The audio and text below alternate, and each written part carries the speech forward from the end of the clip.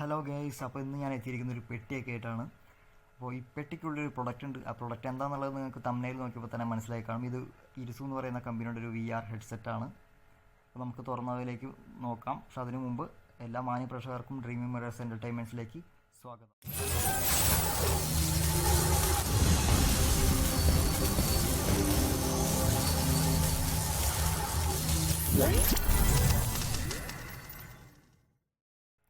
Hello guys, അപ്പോൾ ഇന്ന് ഞാൻ എത്തിയിരിക്കുന്ന ഒരു പെട്ടിയൊക്കെ ആയിട്ടാണ്.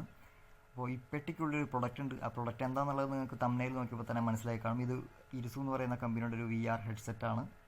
അപ്പോൾ നമുക്ക് തുറന്നതിലേക്ക് നോക്കാം. പക്ഷെ അതിനു മുമ്പ് എല്ലാ മാന്യ പ്രേക്ഷകർക്കും ഡ്രീമി മിറേഴ്സ് എൻ്റർടൈൻമെൻറ്റ്സിലേക്ക് സ്വാഗതം. അപ്പം നമുക്കിനി പതുക്കെ ബോക്സ് തുറന്ന് പ്രൊഡക്റ്റ് നമുക്ക് പുറത്തേക്ക് എടുക്കാം. അപ്പം ഈ ബോക്സിനുള്ളിലാണ് നമ്മുടെ പ്രൊഡക്റ്റ് ഇരിക്കുന്നത്.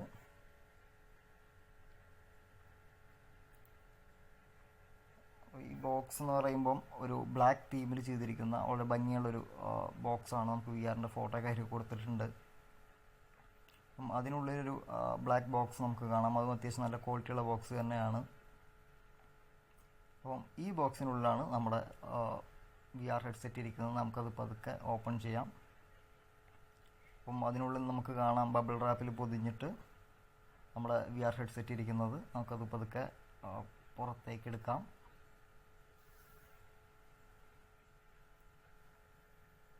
അപ്പോൾ ഇതാണ് നമ്മുടെ VR ഹെഡ്സെറ്റ്. അപ്പോൾ അതിനുള്ളിലേക്ക് നോക്കുകയാണെന്നുണ്ടെങ്കിൽ ഇനി യൂസർ ഗൈഡും മാനുവലും കാര്യങ്ങളൊക്കെ ഉണ്ട്. ഇത് റിമോട്ടാണ്, യൂസർ മാനുവലാണ്. നമുക്ക് ഓരോന്നോരോന്നിട്ട് എടുത്ത് നോക്കാം. ഇതതിൻ്റെ യൂസർ ഗൈഡാണ്. VR ഹെഡ്സെറ്റ് എങ്ങനെ പ്രവർത്തിപ്പിക്കണം എന്നുള്ള കാര്യങ്ങളെ പറ്റിയിട്ടൊക്കെ വിശദമായിട്ട് എഴുതിയിട്ടുള്ളൊരു ഗൈഡാണ്. അപ്പോൾ നമുക്കത് മാറ്റി വയ്ക്കാം. ഈ നീല കളർ കാണുന്നൊരു താങ്ക്സ് കാർഡാണ്. അതായത് ഇരിസു എന്ന് പറയുന്ന കമ്പനിയിൽ നിന്ന് നമ്മൾ ആ പ്രൊഡക്റ്റ് പർച്ചേസ് ചെയ്തതിലും അവരുടെ ഒരു ഫാമിലി മെമ്പർ ആയതിനൊക്കെ ഉള്ളതാണ്.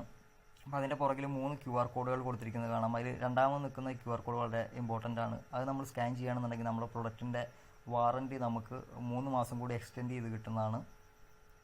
അപ്പം ഇത് വരുന്നത് നമ്മുടെ റിമോട്ടാണ്. യെസ്, ഇതാണ് നമ്മുടെ റിമോട്ട്. ജോയ്സ്റ്റിക്കൊക്കെ അത്യാവശ്യം നല്ല ക്വാളിറ്റി ഉള്ളതാണ്.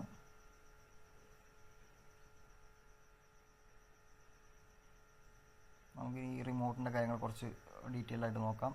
മൊത്തത്തിൽ ഇതിൽ 7 സ്വിച്ചുകളാണ് വരുന്നത്. ടോപ്പിലൊരു സ്വിച്ച് ഉണ്ട്, ജോയ്സ്റ്റിക്ക് ഉണ്ട്, പിന്നെ പവർ ഓൺ പവർ ഓഫ് 4 സ്വിച്ചുകൾ വേറെ ഉണ്ട്. അവിടെ നമ്മുടെ കമ്പനിയുടെ നെയിമൊക്കെ കൊടുത്തിട്ടുണ്ട് റിമോട്ടിലും. ഇതിൻ്റെ പുറകിലായിട്ടാണ് ബാറ്ററി ഇടാനുള്ള സ്ലോട്ട്, എല്ലാ റിമോട്ടുകളെയും പോലെ തന്നെ. അപ്പോൾ ഞാനൊന്ന് ഓപ്പൺ ചെയ്ത് കാണിക്കാം. ഇത് ഓപ്പൺ ചെയ്യുമ്പം ഇങ്ങനെയാണ്. അതായത് നമ്മുടെ AAAയുടെ ചെറിയ ബാറ്ററികൾ 2 കൊള്ളുന്ന രീതിയിലാണ് ഇതിൻ്റെ റിമോട്ട് വരുന്നത്. നമുക്ക് ബ്ലൂടൂത്തിലാണ് നമുക്ക് കണക്ട് ചെയ്യാൻ പറ്റും. ഇത് റിമോട്ടിൻ്റെ ഒരു യൂസർ ഗൈഡാണ്. ഇത് നോക്കിക്കഴിഞ്ഞാൽ എങ്ങനെയാണ് റിമോട്ടിൻ്റെ കാര്യങ്ങൾ ഒക്കെ നമുക്ക് മനസ്സിലാവും.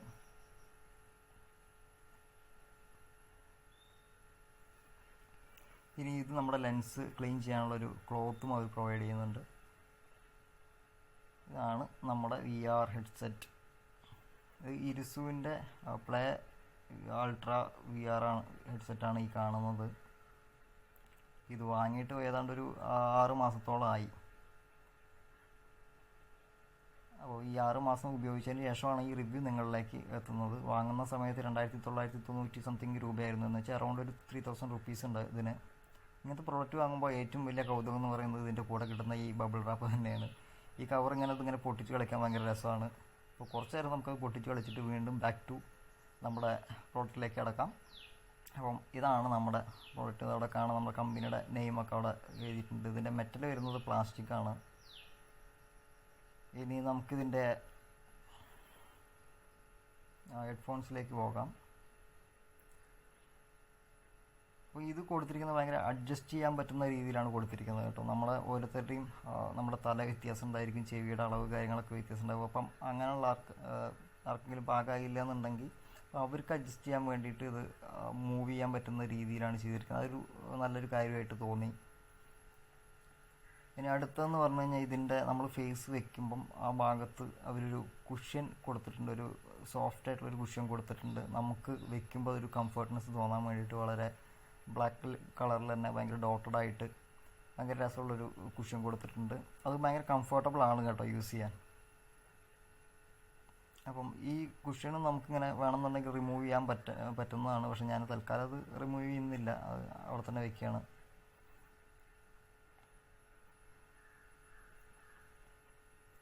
ഇനി ഇതാണ് ഇതിൻ്റെ ഹെഡ് ബാൻഡ് എന്ന് പറയുന്നത്. ഇത് നമ്മൾ തലയിലൂടെ ഇടുകയാണ് ചെയ്യുക. അപ്പം ഈ ഹെഡ് ബാൻഡ് നിർമ്മിച്ചിരിക്കുന്ന ഒരുമാതിരി എലാസ്റ്റിക് പോലത്തെ അല്ല, എലാസ്റ്റിക് തന്നെയാണത്.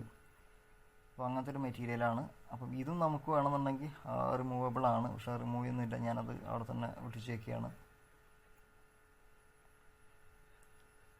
റിമൂവ് ചെയ്യാത്ത വേറെ ഒന്നുമില്ല, ഇപ്പം എൻ്റെ ഹെഡിന് കറക്റ്റായിട്ടാണ് അത് ഇരിക്കുന്നത് എന്നുള്ളതുകൊണ്ടാണ് ഞാനത് റിമൂവ് ചെയ്യാത്തത്. ഈ പ്രധാന കാര്യത്തിലേക്ക് കിടക്കാം. ഇവിടെ നമുക്ക് 3 സ്ക്രോളിംഗ് വീലുകൾ കാണാം. റൈറ്റിലൊന്ന്, ലെഫ്റ്റിലൊന്ന്, സെൻറ്ററിലൊരെണ്ണം. ഇത് നമ്മുടെ ലെൻസുകൾ അഡ്ജസ്റ്റ് ചെയ്യാൻ വേണ്ടിയിട്ടുള്ളതാണ്.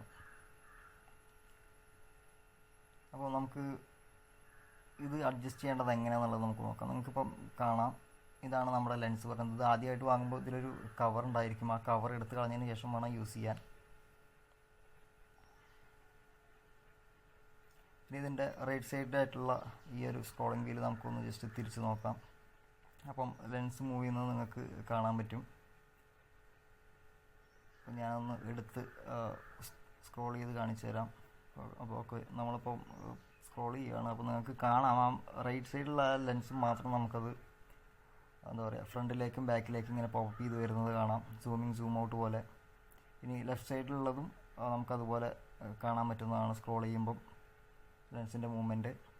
ഇനി നമുക്ക് ഈ സെൻറ്ററിലുള്ള ഈ സ്ക്രോളിംഗ് വീൽ തിരിക്കുമ്പോൾ ഇത് ശരിക്കും നമ്മുടെ കണ്ണിൻ്റെ വിഡ്ത്ത് അനുസരിച്ച് നമ്മുടെ ലെൻസ് അഡ്ജസ്റ്റ് ചെയ്യാനുള്ളതാണ്. അപ്പോൾ നമുക്ക് നോക്കിയാൽ കാണാം, ഇതിങ്ങനെ റൈറ്റിലേക്കും ലെഫ്റ്റിലേക്കും നമുക്ക് മൂവ് ചെയ്യാം. അത് ഓരോരുത്തരുടെയും ഫേസ് ഡെഫിനിഷനും വ്യത്യാസം ഉണ്ടാകും. അപ്പോൾ അവർക്ക് നമുക്ക് കറക്റ്റായിട്ടുള്ള രീതിയിൽ എങ്ങനെയാണെന്ന് വെച്ചാൽ അഡ്ജസ്റ്റ് ചെയ്ത് വെക്കാവുന്നതാണ്. ഇതിൻ്റെ ഫ്രണ്ടിലേക്ക് വരുമ്പം ഇവിടെ ഇങ്ങനെ നമുക്കിങ്ങനെ എടുത്ത് മാറ്റാൻ പറ്റുന്ന രീതിയിലൊരു ഭാഗമുണ്ട്. ഇതെന്തിനാണ് അങ്ങനെ കൊടുത്തിരിക്കുന്നതെന്ന് വെച്ച് കഴിഞ്ഞാൽ, നമുക്ക് ഈ ഹെഡ്സെറ്റ് വെച്ചുകൊണ്ട് ഇതിൽ ഫോൺ വെച്ചുകൊണ്ട് ഫോണിലെ ക്യാമറ ഉപയോഗിക്കണം എന്നുണ്ടെങ്കിൽ ഇത് എടുത്ത് മാറ്റുകയാണ് വേണ്ടത്. അല്ലാന്നുണ്ടെങ്കിൽ ഇത് വെക്കുമ്പോൾ നമുക്ക് പുറത്തേക്കുള്ള കാഴ്ചയൊന്നും കാണാൻ പറ്റില്ല, ക്യാമറ മറഞ്ഞിരിക്കും. അപ്പം അതിന് വേണ്ടിയിട്ടാണ് ഇത് റിമൂവബിളായിട്ട് ഇങ്ങനെ കൊടുത്തിരിക്കുന്നത്.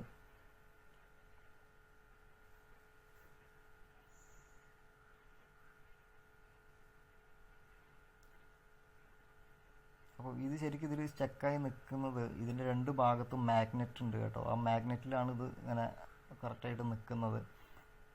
അപ്പം ആ മാഗ്നറ്റ് ഞാൻ കാണിച്ചാൽ, ഇതാണ് ആ ഒരു സൈഡിലുള്ള ഒരു ചെറിയൊരു മാഗ്നറ്റ്.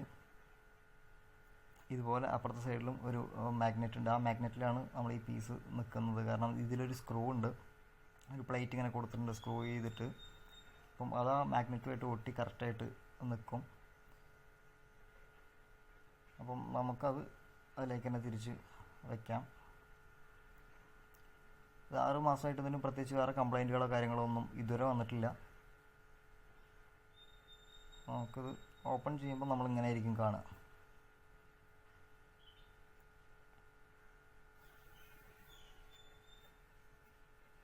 ആ ഫ്രണ്ട് ഭാഗത്തുള്ള ഒരു ബട്ടൺ ഒന്ന് ജസ്റ്റ് പ്രസ് ചെയ്തൊന്ന് വലിച്ചു കഴിഞ്ഞാൽ നമുക്കത് ഓപ്പൺ ആയി കിട്ടും.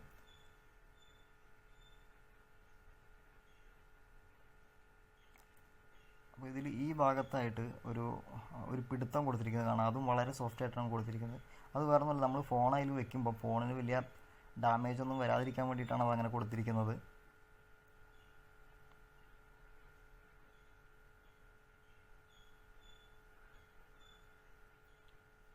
അതുപോലെ തന്നെ ഈ ഭാഗങ്ങളിലെല്ലാം വളരെ സോഫ്റ്റ് ആയിട്ടുള്ളൊരു തന്നെ കൊടുത്തിരിക്കുന്നത്. കാരണം ഫോണിൻ്റെ സ്ക്രീന് വരുന്ന ഭാഗമായതുകൊണ്ടായിരിക്കണം കൂടുതലൊരിത്. ഇത് നമുക്ക് ഫോണ് നമ്മുടെ ഹെഡ്സെറ്റുമായിട്ട് കണക്ട് ചെയ്യിപ്പിക്കാനുള്ളതാണ്, കണക്ടറാണ്. ഈ കണക്ടറിൻ്റെ ഒപ്പം തന്നെ നമുക്ക് ഈ കണക്ടർ സി ടൈപ്പിലേക്ക് കൺവേർട്ട് ചെയ്യാൻ പറ്റുന്ന ഒരു കൺവേർട്ടറും കൂടി നമുക്ക് ഇതിൻ്റെ കൂടെ ലഭിച്ചിരുന്നു.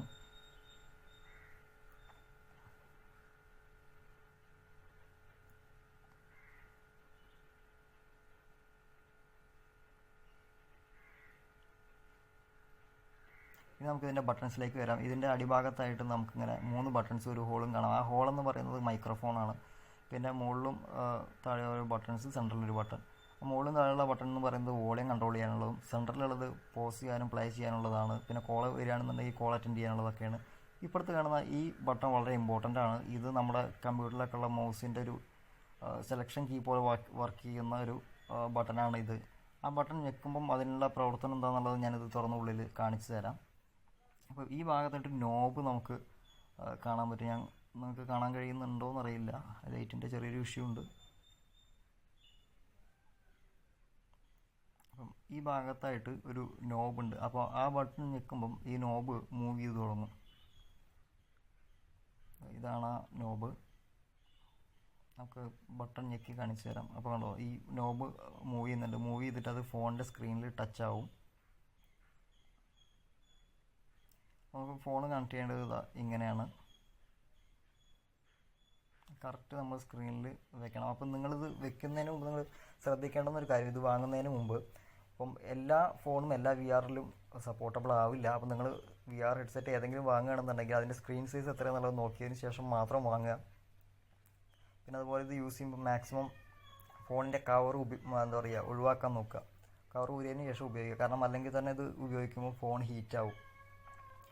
ഹീറ്റാവുമെങ്കിൽ പോലും അതിൽ ആ ഹീറ്റ് പുറത്തു പോകാനുള്ള ടെക്നോളജിയൊക്കെ അതിലുണ്ട്. എന്നാൽ പോലും അതിനുള്ള സ്പേസും കാര്യങ്ങളും ഒക്കെ ഉണ്ടെങ്കിൽ പോലും നമ്മളൊരു സേഫ്റ്റിക്ക് വേണ്ടിയിട്ട് കവേഴ്സ് ഉപയോഗിക്കാതിരിക്കുന്നതല്ല. ഇനി എങ്ങനെ VR വീഡിയോസ് എടുക്കാൻ നോക്കാം. ജസ്റ്റ് ഒന്നുമില്ല, നമ്മുടെ യൂട്യൂബ് കയറിയിട്ട് VR വീഡിയോസ് അടിച്ചു കൊടുത്താൽ തന്നെ ഇഷ്ടം പോലെ VR വീഡിയോസ് വരും. അപ്പോൾ അതിലിങ്ങനെ നോക്കി കാണാം 360 ഡിഗ്രി വ്യൂ എന്നൊക്കെ പറഞ്ഞിട്ട്. അപ്പോൾ നമ്മൾ ആ വീഡിയോ കാണിച്ചു തരാം. ഇതാണ് ശരിക്കും പറഞ്ഞു കഴിഞ്ഞാൽ VR-ൻ്റെ അല്ലെങ്കിൽ 360 ഡിഗ്രി വ്യൂവിൻ്റെ ഒരു എന്ന് പറയുന്നത്. അത് നമ്മൾ ആദ്യം ചെയ്യേണ്ടത് നമ്മുടെ സ്ക്രീനിൻ്റെ റൊട്ടേഷൻ ഓണാക്കി ഇടണം. അതിനുശേഷം നമ്മൾ ആ വീഡിയോ എടുത്തിട്ട് ആ വീഡിയോയുടെ താഴെയായിട്ട് VR-ൻ്റെ ഒരു സിമ്പിൾ നിങ്ങൾക്ക് കാണാം. അപ്പം അതെടുത്തതിന് ശേഷം ഒന്ന് ഫോൺ റൊട്ടേറ്റ് ചെയ്ത് കഴിഞ്ഞാൽ ഇതുപോലെ സ്ക്രീൻ സ്പ്ലിറ്റായിട്ട് നമുക്ക് കാണാൻ പറ്റും. അതിനുശേഷം അത് പോസ് ചെയ്തിട്ട് നമ്മൾ ഫോണായിട്ട് കണക്ട് ചെയ്തതിന് ശേഷം ബട്ടൺസ് ഉപയോഗിച്ച് നമുക്ക് പ്ലേ ചെയ്യാൻ പറ്റും. അതിനുശേഷം നമ്മൾ VR-ൻ്റെ ആ മാസ്മരികമായിട്ടുള്ള ഒരു അനുഭൂതി നമ്മൾ അനുഭവിച്ചറിയാൻ പോവുകയാണ്. ഇനി നമുക്ക് പ്രൊഡക്റ്റിൻ്റെ ഇൻട്രോ കഴിഞ്ഞ് എങ്ങനെയാണ് ഇത് യൂസ് ചെയ്തതിന് ശേഷമുള്ള നമ്മുടെ എക്സ്പീരിയൻസ് എന്നുള്ളത് ശരിക്കും പറഞ്ഞു കഴിഞ്ഞാൽ വാക്കുകൾ കൊണ്ട് പറഞ്ഞറിയിക്കാൻ പറ്റാത്തൊരു എക്സ്പീരിയൻസ് ആണ് ശരിക്കും VR തരുന്നത്. കാരണം നമ്മൾ ഇത്ര കാലം വീഡിയോ കാണുമ്പോൾ പറഞ്ഞു കഴിഞ്ഞാൽ ഒരു പ്രതലത്തിൽ വീഡിയോ പ്ലേ ചെയ്തുകൊണ്ടിരിക്കുന്ന നമ്മളിരുന്ന് കാണുന്നു എന്നതേ ഉള്ളൂ. പക്ഷേ ഇതിൽ നമ്മൾ വീഡിയോ കാണുമ്പോൾ നമുക്ക് തോന്നുന്നത് നമ്മൾ വീഡിയോയുടെ ഉള്ളിൽ നിന്നുകൊണ്ട് നമ്മൾ വീഡിയോ കാണുന്ന ഒരു ഫീലാണ് ഇതിലുള്ളത്. എസ്പെഷ്യലി നമ്മളിതിൽ ഇപ്പം അണ്ടർ വാട്ടർ ആയിട്ടുള്ള, അതായത് ഈ കടലിൻ്റെ അടിത്തട്ടിലുള്ള വീഡിയോസ് അത്തരത്തിലുള്ള ഇത് കാണുമ്പോൾ നമുക്ക് വളരെയധികം ക്യൂരിയോസിറ്റി തോന്നും. കാരണം നമ്മൾ ഇതേവരെ കാണാത്ത കുറേ കാഴ്ചകൾ നമുക്ക് കാണാൻ പറ്റും.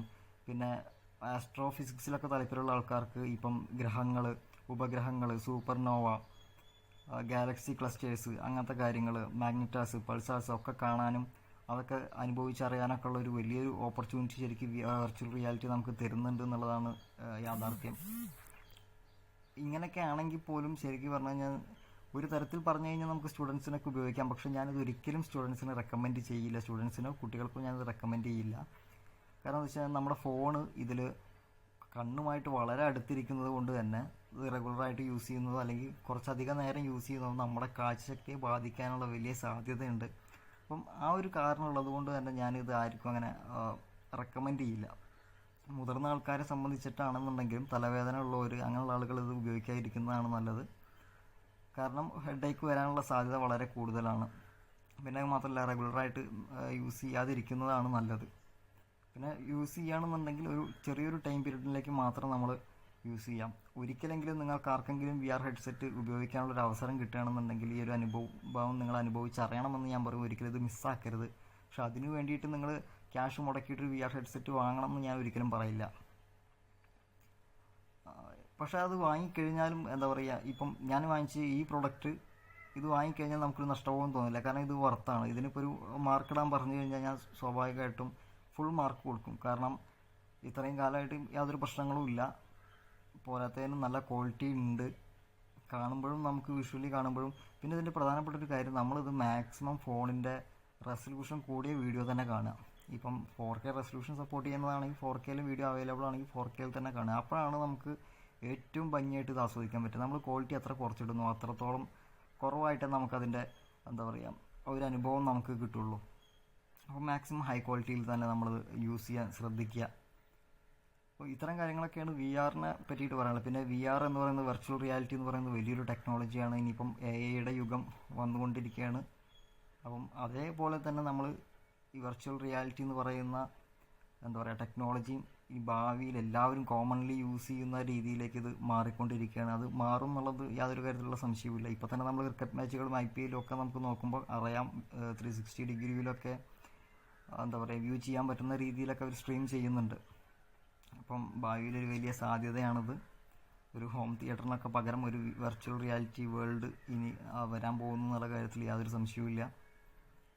അപ്പം അതുകൊണ്ടാണ് ഞാൻ പറയുന്നത്, നിങ്ങൾക്ക് പറ്റുന്നുണ്ടെങ്കിൽ എപ്പോഴെങ്കിലും സാഹചര്യം കിട്ടുകയാണെങ്കിൽ ഇതൊന്ന് അനുഭവിച്ചറിയുക.